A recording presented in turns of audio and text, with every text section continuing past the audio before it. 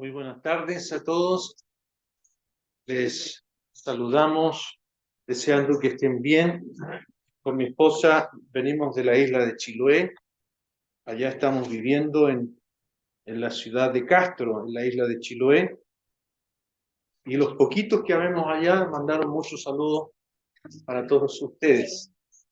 También estuvimos antes en la iglesia en Quinta Normal en Santiago y se enteraron que venía para acá. Y también los hermanos ahí de la asamblea en Quinta Normal mandan muchos saludos para todos ustedes, ¿ya? Así que saco los saludos de la maleta y ahora vamos a, a ver un poco en la Biblia. Vamos a estar meditando en lo que me corresponde a mí sobre el libro de Hebreos. Vamos a estar allí en el libro de Hebreos. Le preguntaron a un hermano qué libro le gustaría tener si fuese llevado a la cárcel, estuviese preso, que le pudiese fortalecer, pero solamente un libro de la Biblia. De los 66 libros le dijeron, ¿qué libro de la Biblia le gustaría a usted tener allí? Él dijo la carta a los hebreos, el libro de los hebreos. ¿Y por qué el libro de los hebreos? Porque es el libro que más habla del Señor Jesucristo. Y cuando uno está en prueba, cuando uno está acongojado, cuando uno está sufriendo, lo más que necesita es de la persona sin igual del Señor Jesucristo. Mirarlo a Él, contemplarlo a Él. Y él agregó, pero además, porque es el libro que más nos pone en jaque, que nos examina, que mira hacia adentro de nuestro corazón para ver nuestra integridad como creyentes. Así que vamos a estar viendo esos dos aspectos, la gloriosa persona del Señor Jesucristo y nuestra integridad como creyentes.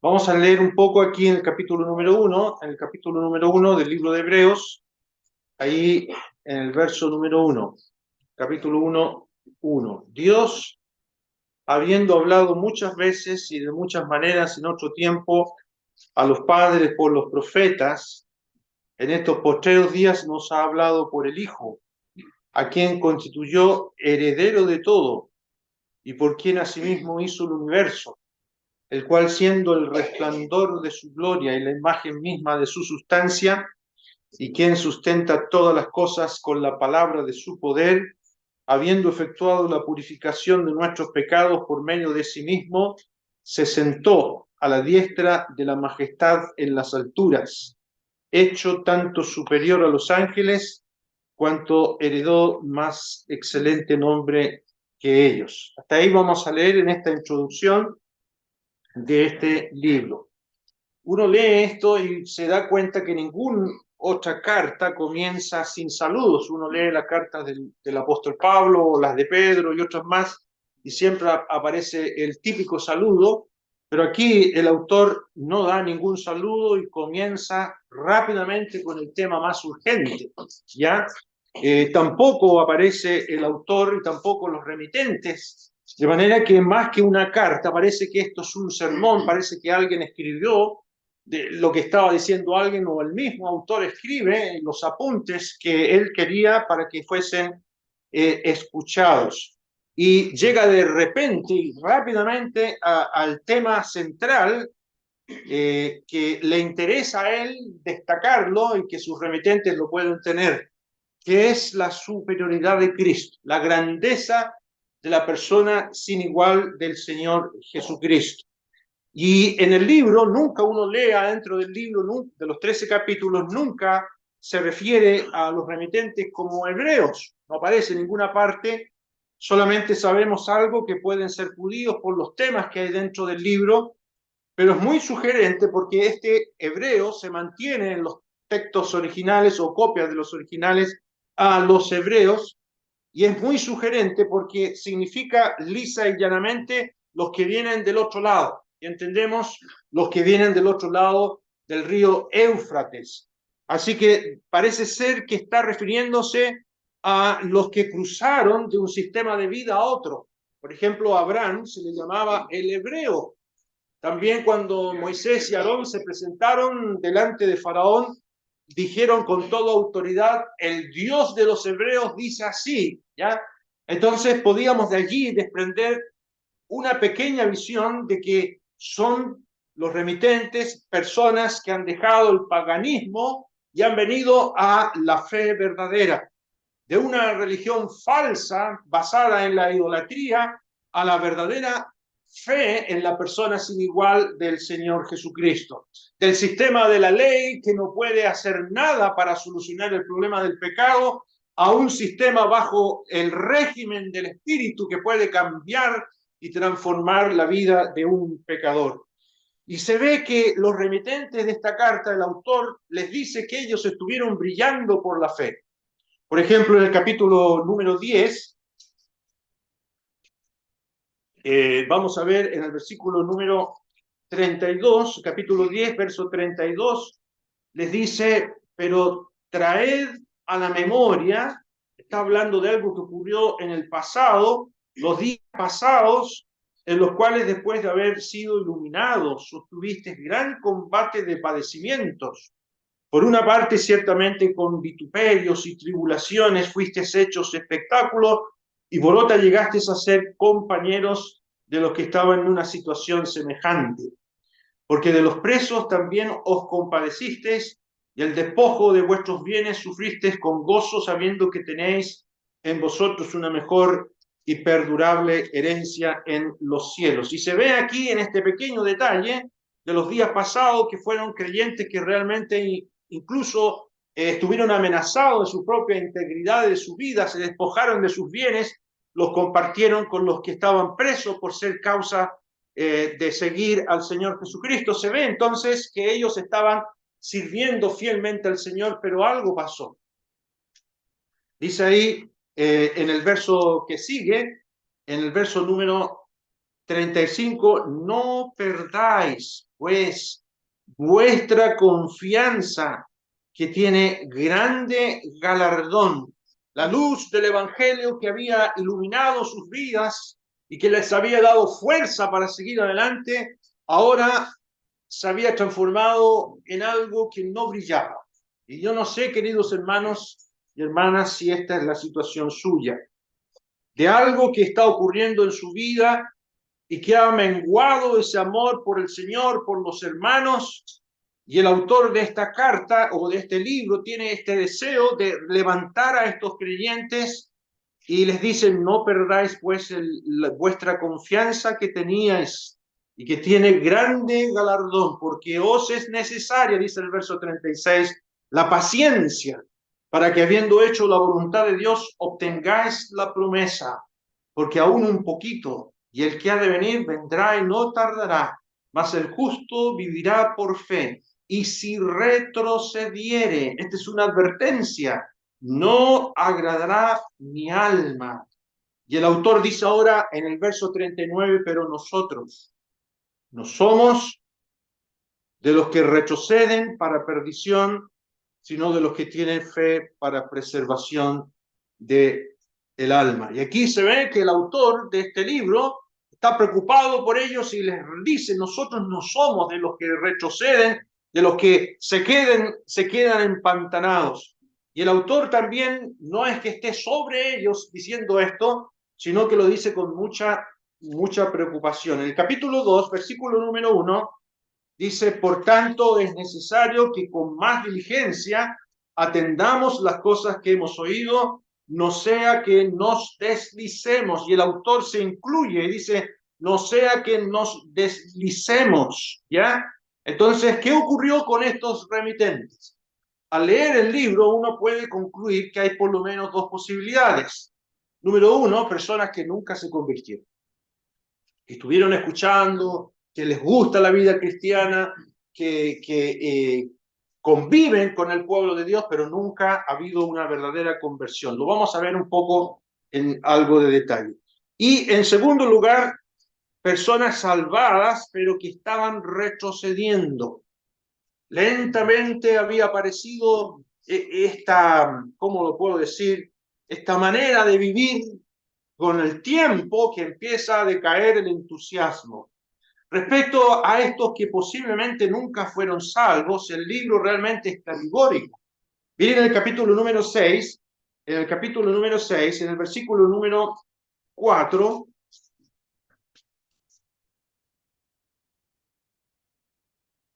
capítulo 6, y en el verso número 4, dice, porque es imposible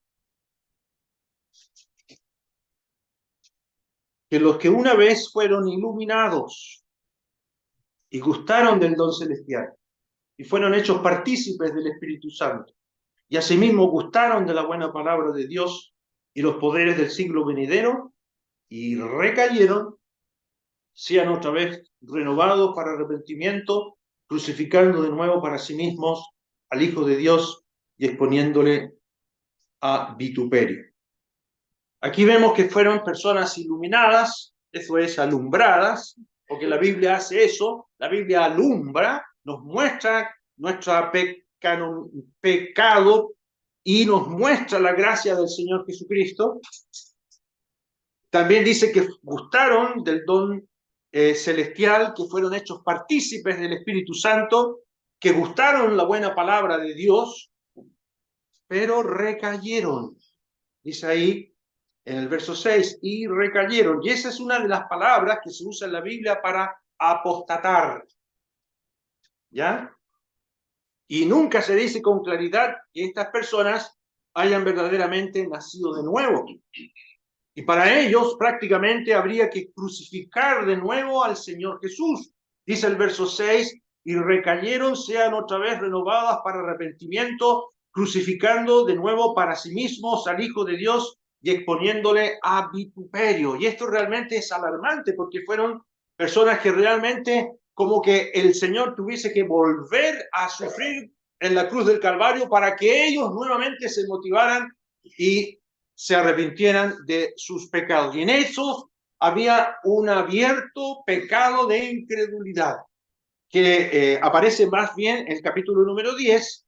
En el capítulo número 10, en el versículo número 26, dice ahí en 10:26, porque si pecaremos voluntariamente, después de haber recibido el conocimiento de la verdad, ya no queda más sacrificio por los pecados. Y amigo amado, a los que todavía no son salvos en esta tarde, si tú has escuchado el Evangelio, que Jesucristo murió en la cruz por tus pecados, que Dios lo hizo a él pecado y lo tuvo que castigar para llevarte a ti al cielo, si tú escuchas este mensaje y voluntariamente lo rechazas, después de haber recibido el conocimiento de la verdad, ya no queda más sacrificio por los pecados. Dios no va a hacer un espectáculo, Dios no va a hacer nada más.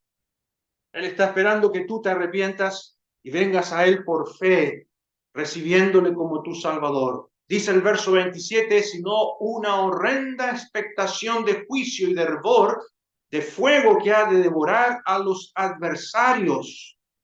Y aquí tenemos entonces el pecado de la incredulidad, de personas que dejan de lado la urgente necesidad de ser salvos.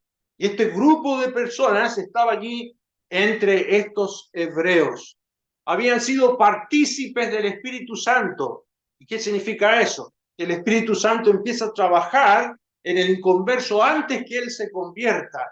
A eso se refiere, por ejemplo, cuando el apóstol Pablo habla en Primera de Corintios, capítulo número 7, dice acerca de los que están casados con cónyuges inconversos.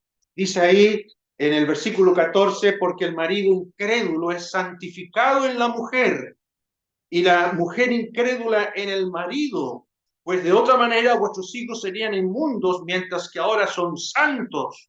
¿Y qué se refiere a eso que ahora son santos? Que están siendo influenciados por su cónyuge convertido, por la oración, por la vida familiar en que se habla del Señor. Todo eso es una atracción del Espíritu de Dios en la vida de cada uno de nosotros. Y a lo mejor tú tienes familiares que te hablan del Señor, tu mamá, tu papá, tu esposo, tu esposa, y de alguna manera el Espíritu de Dios te está santificando, atrayendo hasta esta verdad gloriosa de la salvación en el Señor Jesucristo. Así que no conviene seguir porfiando y cerrando el corazón y dejando para mañana lo que es tan urgente hoy. ¿Ya? Estuvieron cerca de convertirse, pero no lo han hecho. Y ahora viene el endurecimiento. Se han endurecido y mucho cuidado con eso. Capítulo 3 dice en Hebreos 3, 8 dice, no endurezcáis vuestros corazones, como en la provocación, en el día de la tentación, en el desierto. Y en el verso 15 dice, entre tanto que se dice, si oyeres hoy su voz, no endurezcáis vuestros corazones como en la provocación. ¿Ya? Y en el capítulo 4, verso 1 dice, temamos. Y parece que el autor de este libro no está haciendo lo que yo estoy haciendo, tratar de hacer una diferencia cuando se dirige a un inconverso y cuando a un creyente. No, el autor de este libro no hace eso. Él habla de la necesidad de no endurecerse tanto a creyentes como a inconversos. Y hermanos, esto es grave para nosotros, lo digo con todo temor, que nosotros estemos en esta actitud de descuidar, de no apreciar todo lo que el Señor realizó por nosotros. Por eso también yo veo que el autor se dirige también a remitentes creyentes.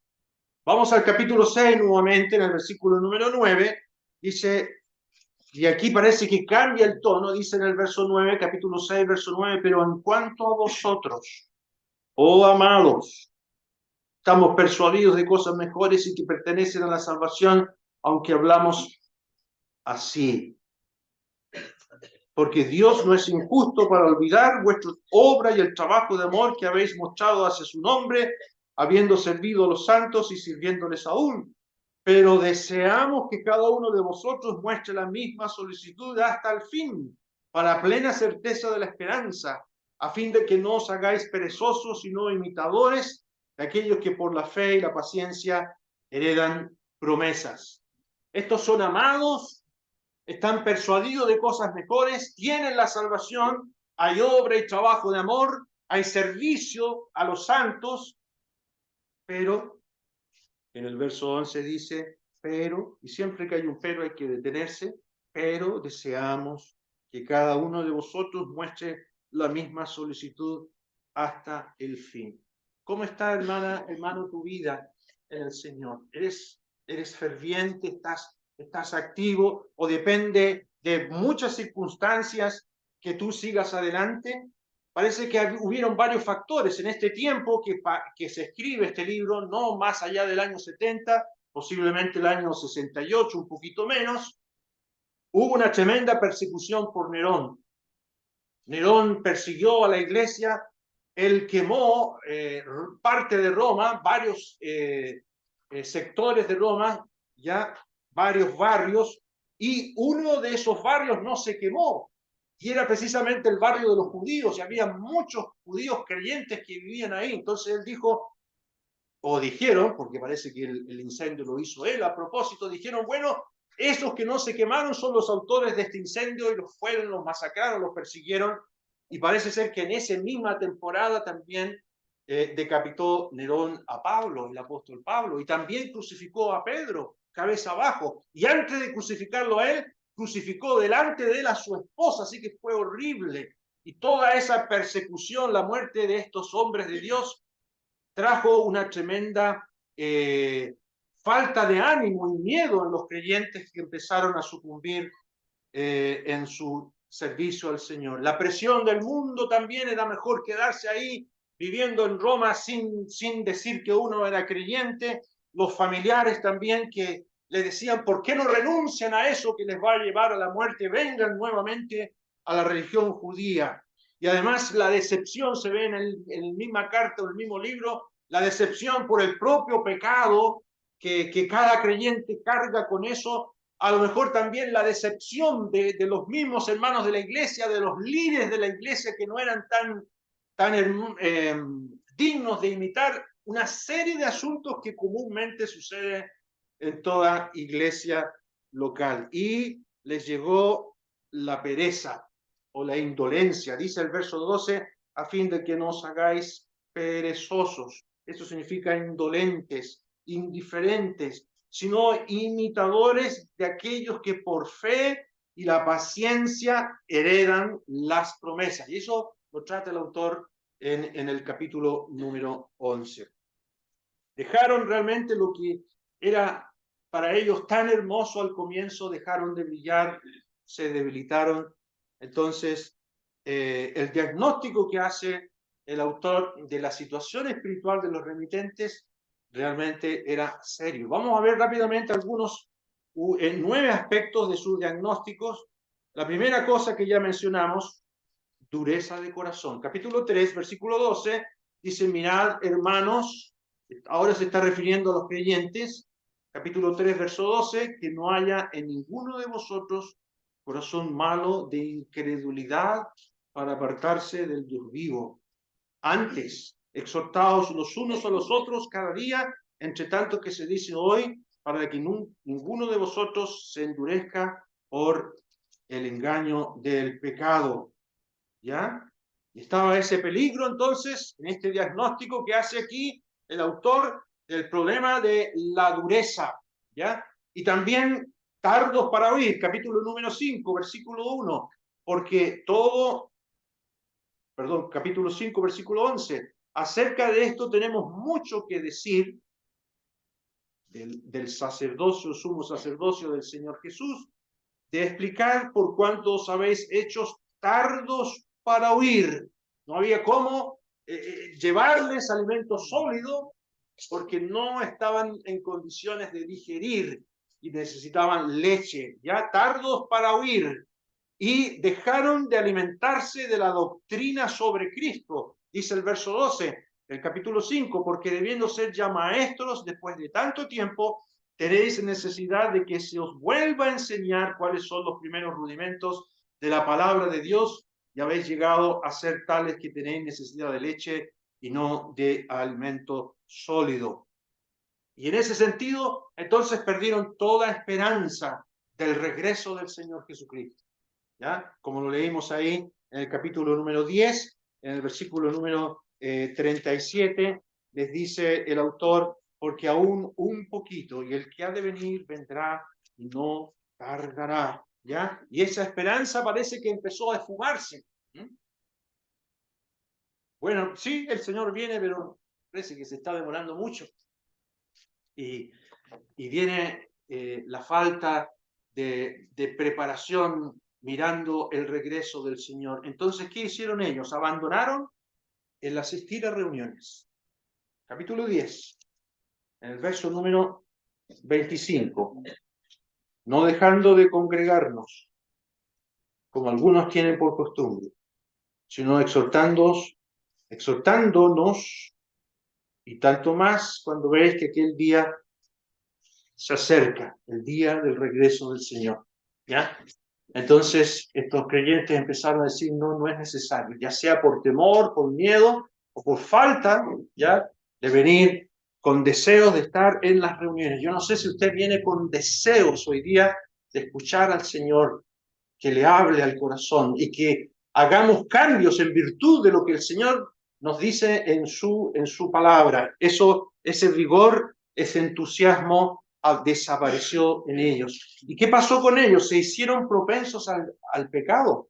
En el verso número 26, aquí mismo, capítulo 10, dice, porque si pecaremos voluntariamente, después de haber recibido el conocimiento de la verdad, ¿no es cierto? Ahí viene el creyente que dice, bueno, ¿qué tiene de malo que haga esto?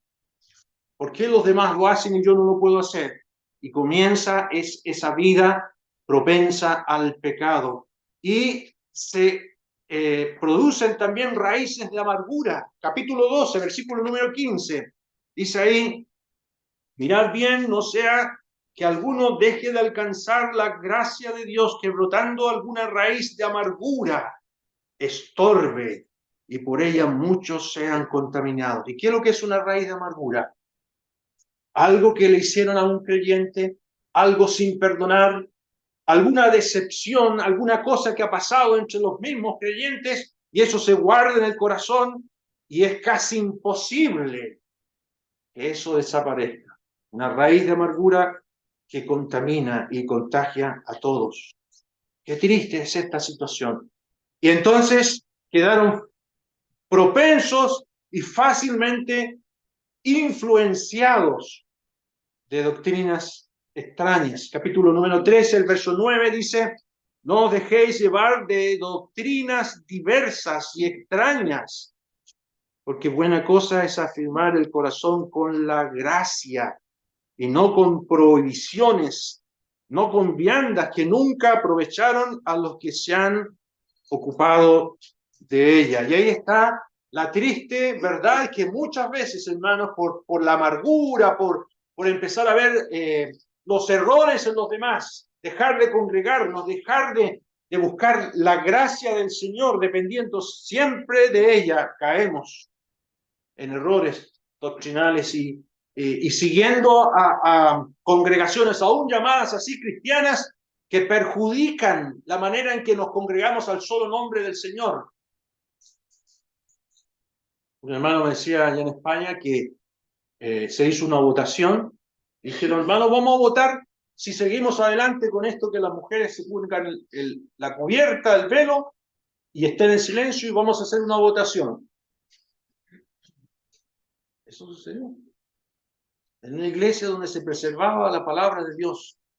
¿Y quién cree usted que ganó? Ya no se usa la cubierta en la mujer, ya la mujer ahora predica y hace una serie de cosas.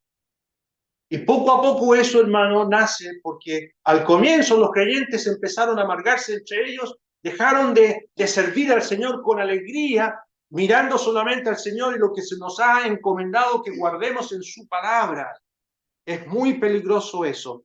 Entonces estos creyentes se hicieron autosuficientes. Dice aquí en el capítulo 13, versículo 17, obedeced a vuestros pastores y sujetaos a ellos, porque ellos velan por vuestras almas como quienes han de dar cuenta, para que lo hagan con alegría, no quejándose, porque esto no es provechoso. ¿Ya? Y ni siquiera escuchaban el consejo de los ancianos de la congregación. ¿Para qué están puestos los ancianos en cada iglesia local? Para cuidarnos. Y debemos estar atentos a su consejo. Ellos velan por vuestras almas. Ese es el trabajo de ellos. ¿Ya? Como quienes han de dar cuenta. Y van a tener que dar cuenta por ese trabajo de cuidar al pueblo de Dios. Todo esto les estaba arrastrando, estancando. Dije esto en otro lugar, a la apostasía. Y después me dijo un hermano, un creyente no es un apóstata. Yo le dije, sí, hermano, un creyente no es un apóstata, pero puede tener conductas apóstatas. Y cuesta reconocer este concepto. Apostatar no necesariamente es renegar contra Cristo. Es el pecado de negligencia y falta de vigilancia y de humildad. Y este libro, hermanos, fue escrito para eso. Cuando les dije a los hermanos, vamos a estudiar el libro de Hebreos, me dijeron, qué bueno que vamos a estudiar teología. Le dije, no, hermano, este libro habla mucho de Jesucristo, pero con el propósito de que nosotros examinemos nuestra vida cristiana. Ese es el centro de este libro, porque el peligro sigue vigente para nosotros.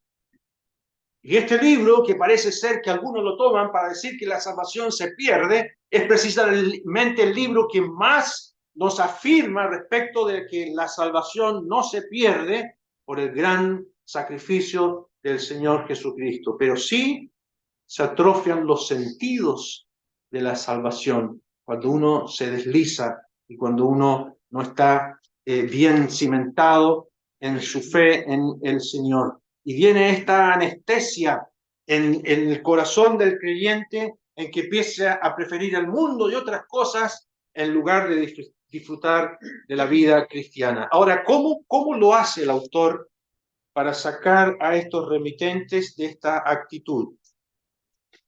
¿Cómo salimos del pantano en el cual nos estamos hundiendo sin darnos cuenta? Bueno, el autor de este libro comienza inmediatamente con el tema. No sé si usted alguna vez ha ido al médico y el médico le pide examen y mira los exámenes del médico, no le dice nada y usted le dice, pero doctor, dígame la verdad. ¿Qué es lo que tengo? Bueno, este autor inmediatamente nos dice la verdad. Este es el problema que ustedes tienen y aquí está la solución. Y vamos a ver rápidamente algunos aspectos de esta solución que tienen que ver con el Señor. En el capítulo número 1 nos dice quién es el Señor.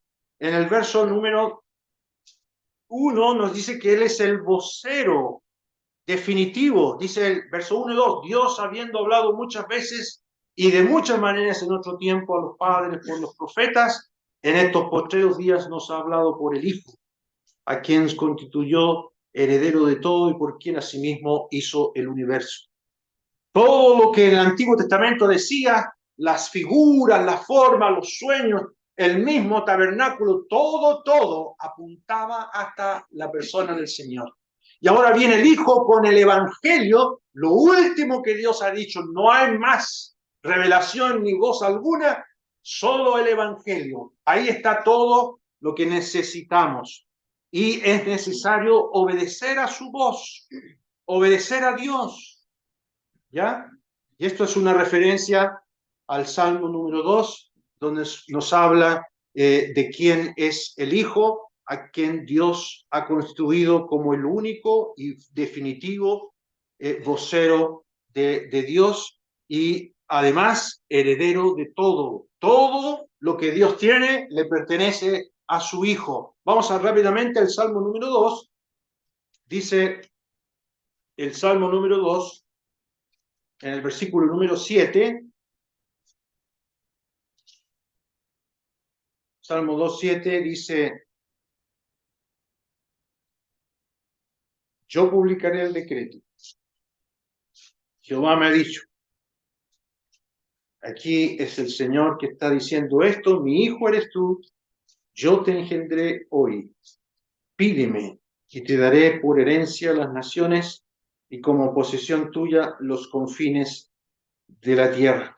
Aquí aparece el Señor como juez de todo. En el verso número 9, los quebrantarás con vara de hierro, como vasija de alfarero los desmenuzarás. Y él pide prudencia. En el verso 10, ahora pues, oh reyes, sed prudentes, admitid amonestación, jueces de la tierra. Y para nosotros, en el verso 11, servid a Jehová con temor y alegraos con temblor. En el verso 12, honrad al Hijo para que no se enoje y perezcáis en el camino, pues se inflama de pronto su ira. Y además en el verso 12 dice, bienaventurados todos los que en él confían. ¿Ya? Esto es lo que nos presenta aquí el autor respecto a la gloriosa persona del Señor Jesucristo. Volvamos nuevamente al capítulo 1 de Hebreos y aquí se dice en segundo lugar que Él es el creador de todo. Versículo número 2. Nos ha hablado por el Hijo, a quien constituyó heredero de todo y por quien asimismo hizo el universo. La mejor traducción es hizo las edades. Ese vocablo universo se refiere a las edades, las épocas. No solamente las cosas físicas, sino las situaciones de cada época. Nosotros nos venimos de Punta Arenas en los días anteriores, fuimos a Punta Arenas en avión y volvimos de Punta Arenas a Santiago en avión.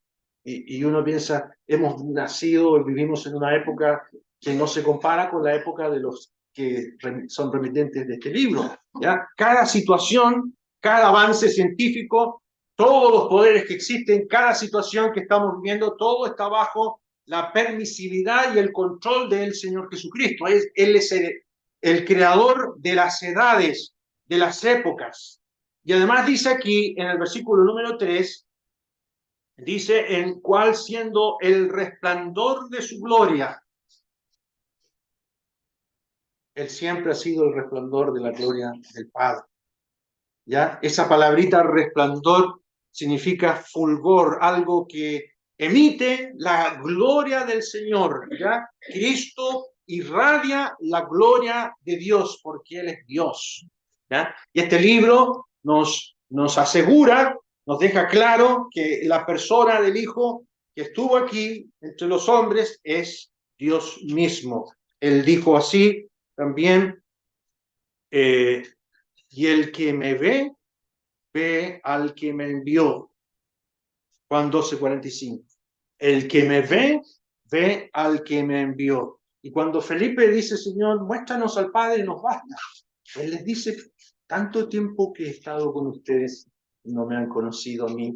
El que me ve a mí, ve al Padre que me envió. Él es el resplandor, el fulgor de Dios. Dice también aquí en el verso número 3, resplandor de su gloria y la imagen misma de su sustancia. ¿Ya? Esa es la cuarta virtud o grandeza del Señor Jesucristo, la imagen misma de su sustancia, la impronta. Él refleja quién es Dios, no la forma, sino el ser de Dios se refleja exactamente en la persona gloriosa del Señor Jesucristo. Algo muy parecido escribe el apóstol Pablo en la carta a los Colosenses, en el capítulo número 1, el versículo número 15, dice ahí, Él es la imagen del Dios invisible, el primogénito de toda creación. Por tanto, Él es Dios. ¿Mm? ¿Y quién te está invitando a que lo sigas y pongas tu fe y toda tu confianza en Él? No importa lo que suceda, es Dios. En quinto lugar, dice aquí el verso número 3, y quien sustenta todas las cosas con la palabra de su poder. ¿Qué me gusta esta característica número 5 del Señor? Sustentar no es como Atlas. Yo me acuerdo cuando era chico, mi papá me regaló una enciclopedia y ahí aparecía Atlas sosteniendo el mundo, así, ¿eh? Y me gustaba y lo dibujaba yo. No, eso lo hace el Señor Jesucristo. La palabra sustentar aquí tiene la idea de conducir, de llevar adelante a un propósito, ¿ya? Y eso quiere decir que nuestro Salvador está gestionando, gobernando todas las cosas con la palabra de su poder. Podría haber dicho con su poder, yo lo habría entendido, pero aquí dice con la palabra de su poder. El Señor dice algo y se hace. Cuando Él apareció ahí a los discípulos, según Juan capítulo 21, en la playa del mar de Galilea, había un desayuno hecho, ¿no es cierto? Y les dijo, venga, sírvanse. ¿Cómo cree usted que lo hizo el desayuno del Señor? Él dijo desayuno. Y apareció. Él hace todas las cosas con la palabra de su poder. Mantiene todas las cosas juntas. Nuestros cuerpos funcionando involuntariamente. Llegaron a mí en el corazón, me pusieron una válvula. El doctor me dijo, Camilo, no te pongas a investigar qué te hicimos. Pero tú tenías adentro una válvula mecánica y además un pedazo de cañería en la aorta que se te rompió. ¿Y cómo funciona eso? Tu Dios hace esas cosas, me dijo. Y te vas a morir de cualquier cosa menos del corazón. Así que quédate tranquilo, andate para la casa, no, dile a tu esposa que te dé tus remedios. Y así ha sido todo. Los océanos se mantienen en su lugar, aunque a veces parece que el mar está haciendo muchas cosas, ¿no es cierto? Los ríos desembocan en el mar, los cuerpos celestes mantienen sus órbitas, nada, absolutamente nada de lo que existe deja de estar fuera de su control. Entonces yo tengo anotado en mis apuntes aquí, y mi vida, bien. Él conoce a cada estrella y las llama por su nombre. Bueno, además aquí en el versículo 3, la sexta característica del Señor dice, efectuó la purificación de nuestros pecados por medio de sí mismo. Él es el gran sacerdote, efectúa la purificación de nuestros pecados. El adjetivo nuestro no está en los textos originales, sino que dice, efectuó la purificación de los pecados. No solamente de los que creen en Él, sino que también limpiando todo lo que ha sido contagiado por el pecado. ¿Ya? Algo así se ve en el capítulo 9, versículo número 23. Capítulo 9, verso 23, dice, fue pues necesario que las figuras de las cosas celestiales fuesen purificadas.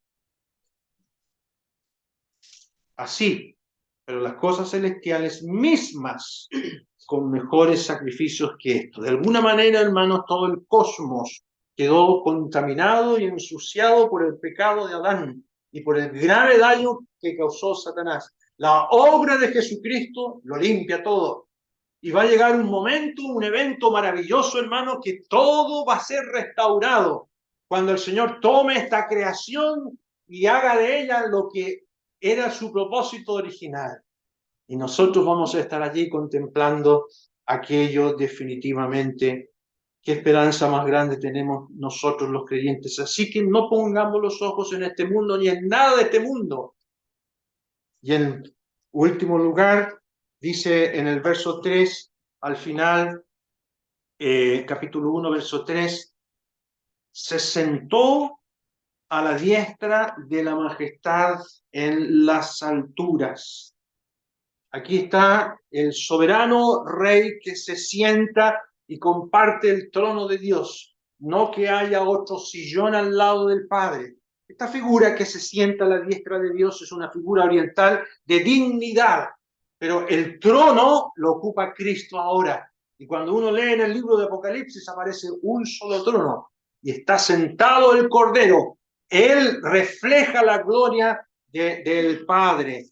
Y nunca usó este derecho, solo lo usa después de haber sufrido y entregado su vida en la cruz del Calvario. El Salmo 110 nos muestra que esto fue ofrecido por el Padre. Vamos al Salmo 110, en el verso número 1. En el Salmo 110, en el verso número 1, nos dice ahí, Salmo 110, en el verso número 1, Jehová dijo a mi Señor, siéntate a mi diestra, hasta que ponga a tus enemigos por estrado de tus pies.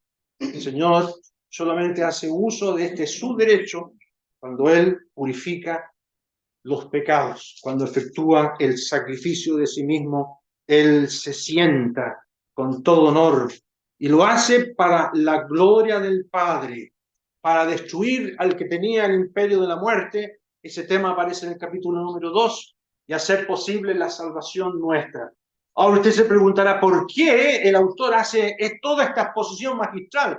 Porque los remitentes, los que no eran salvos, necesitaban ver la obra de Cristo consumada y efectiva. Y nosotros que somos creyentes nos estamos apocando y deslizando y empantanando, mirar las glorias de Cristo para no seguir con esa actitud displicente y poco consagrada a el Señor. Y fíjese ahora en el verso 4, hace algo sorprendente. Dice, hecho tanto superior a los ángeles. ¿Por qué el autor empieza a hablar de los ángeles? Este libro es el libro que más habla de los ángeles. ¿Cuál es la razón de hablar tanto de los ángeles? El capítulo 2, versículo 2 dice, porque si la palabra dicha por medio de los ángeles fue firme. Ellos sabían que la ley había sido traída por medio de ángeles y entregada a Moisés. El libro de Deuteronomio dice que una miriada, millones de ángeles bajaron con el Señor sobre el monte Sinaí y le entregaron la ley a Moisés. Vamos al capítulo 3 de la carta a los Gálatas, Gálatas capítulo 3, en el verso número 19, dice el apóstol Pablo allí, Gálatas 3, 19, entonces, ¿para qué sirve la ley? Fue añadida a causa de las transgresiones hasta que viniese la simiente, a quien fue hecha la promesa, y fue ordenada por medio de ángeles en manos de un mediador. Entonces los remitentes judíos admiraban a los ángeles. Parece ser que incluso entre los judíos creían que el Mesías iba a ser un ángel. Además dice Colosenses que había un culto a los ángeles, una admiración a los ángeles. Entonces el autor demuestra que no es válida esa creencia. No son necesarias ni ángeles, ni Moisés, ni la ley, ni el Antiguo Testamento, ni el Viejo Pacto. Solamente la salvación es por medio de la gloriosa persona del Señor Jesucristo. En Él hay toda superioridad. Cristo es superior a la ley. Cristo es superior a Moisés, a Aarón, a Josué, a Melquisedec, al antiguo pacto. Y en este libro 13 veces se habla de lo que es superior y que pertenece a la gloriosa persona del Señor Jesucristo. Una muestra de esas 13 veces, yo solo dejo como tarea, busque, aparece como mejor, superior, etc. Está en el capítulo 8 de Hebreos, si ustedes me acompañan, en el verso número 6.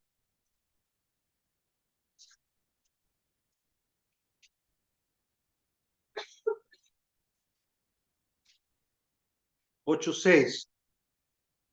Pero ahora tanto mejor, ahí está la palabra superior o mejor, ministerio es el suyo, cuanto es mediador de un mejor o superior pacto, establecido sobre mejores o mayores promesas. Así se va repitiendo 13 veces ese vocablo para hablar de todo lo mejor que hay en la gloriosa persona del Señor Jesucristo. Que el Señor bendiga su palabra. Amén.